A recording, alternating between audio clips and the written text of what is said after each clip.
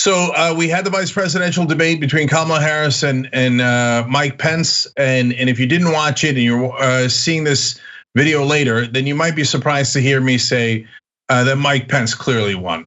In my opinion, we're going to talk to John and Ben about that in a second. He did much better than expected. He was very calm, but insistently kept taking up more time than Kamala Harris. He talked over her, he talked over the moderator. He did it in a way that was efficient, and he would come back and say, thank you to the moderator every single time. So he didn't seem rude. Meanwhile, he ate up the clock. He diverted the issues to things like fracking, which took up nearly half the debate.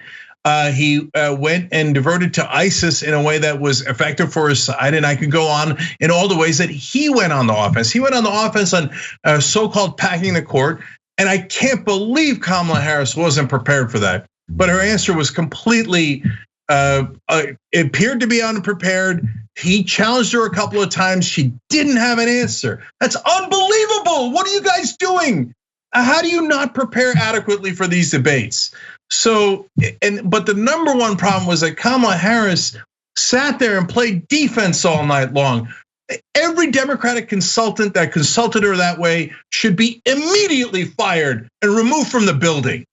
So now, why do I say blame the consultants instead of Kamala Harris? Look, Kamala Harris deserves a ton of blame herself, in my opinion, for this super subpar debate. And by the way, you will see this nowhere else.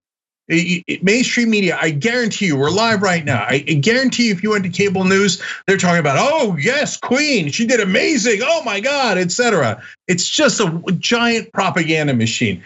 Anyway, maybe I'm wrong about it. Maybe they saw the same weak sauce that I saw.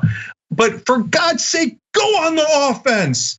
The 210,000 dead Americans, they don't even believe in science. You got a bunch of layups on climate change. You wouldn't turn around to Mike Pence and say 99% of the world's scientists believe in climate change. You won't say you just avoided the question of whether you believe that climate change is real and man-made. So do you agree with 99% of the world's scientists, or are you a lunatic who should be locked up in an asylum instead of the vice president of the United States? I mean, I got 100 more examples. We'll talk about it throughout the coverage. But, and you could think, hey, Cenk, that's too extreme. I know, but my God, modulate. First of all, it isn't. You should have obliterated him. But second of all, if I'm at a 10, Kamala Harris was at a 2, can I get a 6? So can I get a little bit of like fight in you to show how embarrassingly terrible they've been in this administration? I mean, you've got a target-rich environment. If I had 90 minutes to obliterate the Trump administration, I couldn't talk fast enough to tell you all the terrible things that they've done. She barely got to it. All right, that's my take. Ben, what did you think? I think I could get it in as fast as I needed to execute on top of them, the kind of judgment that needed to come down on him. He speaks with a certain level of calm, and he speaks like a sociopath in the sense that he is the most prolific liar in the history of debating. And it depends on what you're looking for. See, I think, Cenk, you and I and John and most progressives, we actually look for truth. Right? If you're looking for truth, you were extremely irritated tonight because there are so many openings where Kamala could have told the truth and devastated him. But she couldn't do it partly because her hands are constrained by the Joe Biden, and because of the fact that she was a co-sponsor of the Green New Deal, but now she can't. But that was a perfect opportunity for her to tell the truth. The problem for Democrats right now is that they cannot tell the truth because they don't want to tell the truth, because they're not on the right side of the issues the way they need to be. But if they were on the right side of the issues, it would be crystal clear, and we could speak as fast as we needed to devastate them in the way that Republicans needed to be devastated. John, your thoughts? Who won? Who lost? And why? I was incredibly frustrated. And by the way, I'm on Twitter during the entire thing, and I'm seeing from a lot of people that a lot of people are very happy with Kamala Harris, and I'm looking for reasons that they're giving as to why they're so satisfied with it. I think that I agree with you that she was advised. We're up big, we're leading in polls massively, just don't rock the boat, just get through this thing. That seems to have been the strategy. I said before we started that what she needs to do to make the VP debate actually matter is do what Joe Biden couldn't do for a number of reasons, which is to viciously prosecute the worst administration in living memory. And there was none of that. I mean, you would not know if you had just woken up and seen this debate. You've missed all the past 3 years. You'd have no idea of all the various ways that they failed, that we're still in the grip of this massive pandemic, that the White House itself is a bigger hotspot than multiple entire countries. You'd have no idea about that. Both because he didn't have to actually answer the Rose Garden question, and Kamala Harris didn't really seem to care to make a big deal out of it. On the economy, on the border, the way that they've demonized immigrants, their entire approach to the protests this year, and the police, and all of it, on all these topics, it just didn't seem to be something that she felt she needed to make a big deal out of. And I know that there's a lot of, there's a lot of pressure to not seem angry or aggressive for multiple reasons. She's hit in multiple ways by that bias, but you still have to do the job. And when he's not gonna follow any of the rules, he's not gonna answer any of the questions, he's gonna lie about every fact, you can't just sit there and sort of go along with it. That's not good enough. It's just not good enough. Maybe some people will be turned off by the obvious lying and deception and interrupting in the same way that they were with Trump. I was surprised by how much they were turned off by that. But on her performance alone, it was not what it needed to be. And the only saving grace is that VP debates usually don't matter at all. But you do not want to fall back on that. That is not a winning move. Yeah. Go ahead, Ben. I was gonna say the only other saving grace was the fly. I think the fly might actually get more coverage than anything else that was said. So I'm really grateful for the fly. But John, thank you for bringing that up, because I think Kamala did have a lot of things that are working against her inherently. Like if she did get a little bit angry, which she rightfully could have been, then of course a good percentage of Americans would have saw her as an angry black man, as an angry black woman. Now I'm of the generation where I'm like, you need to be angry. We should be angry, and let's talk about why everyone else should be angry. But I think she might have been calculating for that as why she let him get away with so much, because she's trying to not rock the boat, like you said. Yeah, so guys, look, let me agree with one thing, which is that if the debate comes out 50-50, since the Biden team's sitting on a 15-point lead, yeah, sure, win for Biden because no one paid attention. But at the end of the day, it is the vice presidential debate. Even though Mike Pence clearly won, I don't think it'll make a difference. And and what the mainstream media will do next is they will make it seem like Kamala Harris did great.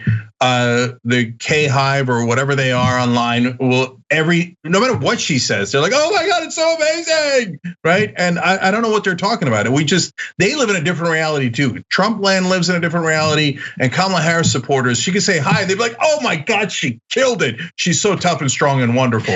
So the reality is that and the reason I don't blame Kamala Harris as much in this case, ironically, is because I saw what she did to Biden in the Democratic debates. So obviously she's capable of being tough. It must have been the Biden team and the consultants who told her, be super soft.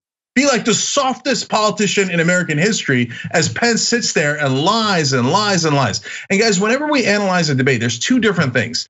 There is who won the debates in terms of what people will perceive.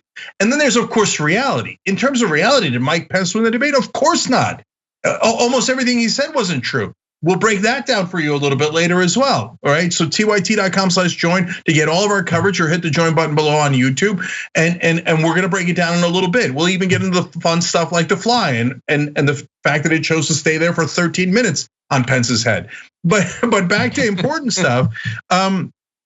Look, when I'll just give you two examples of what she could have done to illustrate the points that John and Ben are making. So when Mike Pence did not answer the question of, would you take away Roe v. Wade in Indiana if the Supreme Court let you? You come back and you say, wait a minute, Vice President Pence, you did not answer the question. So Roe v. Wade protects the right of women to do whatever they want with their body. Answer the question, would you take that right away from women if you were still the governor of Indiana? And you know what the answer is? The answer is yes, okay? And I'm here to tell you that you don't get to control my body. Hell no. 70% of Americans disagree with you. And understand that if they win, they will rob you of your freedom and the most essential thing, the control of your own personhood. Don't let them do that. We didn't get any of that. Okay, so that's not an issue. How about on their incompetence and all the things that they did? why she should say things repeatedly. And I don't know why the Democrats never do this. Mike Pence, we are literally ranked the worst in the world on coronavirus in cases and deaths. So tell the American people that you love to say American people, American people, American people. Well, tell them why you let them die. Why you keep talking about some irrelevant ban on China when the airlines had already shut that down anyway. But you didn't bring masks, you didn't bring tests, you didn't do contact tracing, you didn't do any of it. We're the worst in the world. We were worse than any third world country. That is what you have reduced us to. Did we get any of that? If you, just like John said, if all you did was watch this debate, you'd think that maybe Trump and Pence did a great job in handling coronavirus. I can't tell, it was 50-50. Oh yeah, it should have been 99-1. Yeah. Can I say one quick point about coronavirus there? He kept teeing her up with every time they talk about coronavirus, he would talk about what amazing sacrifices the American people have done. No, she should have talked about the fact that they sacrificed hundreds of thousands of lives, that they could have stopped this and they didn't care to, and they still don't. And Trump is no more serious about it than it was before. In fact, he seems to have solidified his view that it's not a big deal because he got over it, because he got the best medical care that anyone in humanity has ever gotten. And she could have really stuck it to him as the leader of the response, at least hypothetically, but she just really didn't. And she let him just pretend that she was insulting the essential workers when she's clearly talking about their lack of leadership. That was maybe the most depressing part of the entire debate, is that on this topic, the topic that you look at all the polls, that's what people are prioritizing, she didn't appear to. I think part of the problem is because I don't know if they really understand the type of sociopath they're dealing with. Mike Pence can stare you in the eye and tell you that the sky is green and the grass is blue, and he will say it with a level of warmth and seeming empathy and compassion. And I don't know if the Democrats were really ready for that, but I remember that from the Tim Kaine debate, so they should have been ready for that, because I knew he was going to come in and come with this soft tone, this nice demeanor. You could call his playbook, because it's the same exact playbook he had 4 years ago. So I don't know why they weren't prepared for this, but it was almost as if she was in shock and in awe because of the extent of his lies. But all they do is lie, and you have to be ready, Johnny on the spot or Jane on the spot, to give a comeback to those lies in a meaningful fashion that doesn't leave any ambiguity. There's a lot of people who are not really sure about how terrible of a job Donald Trump has done with coronavirus, and that should have been the easiest slam dunk of the night. Thanks for watching The Young Turks. Really appreciate it. Another way to show support is through YouTube memberships. You'll get to interact with us more. There's live chat emojis, badges. You've got emojis of me, Anna, John, JR. So those are super fun. But you also get playback of our exclusive member-only shows and specials right after they air. So all of that, all you gotta do is click that join button right underneath the video. Thank you.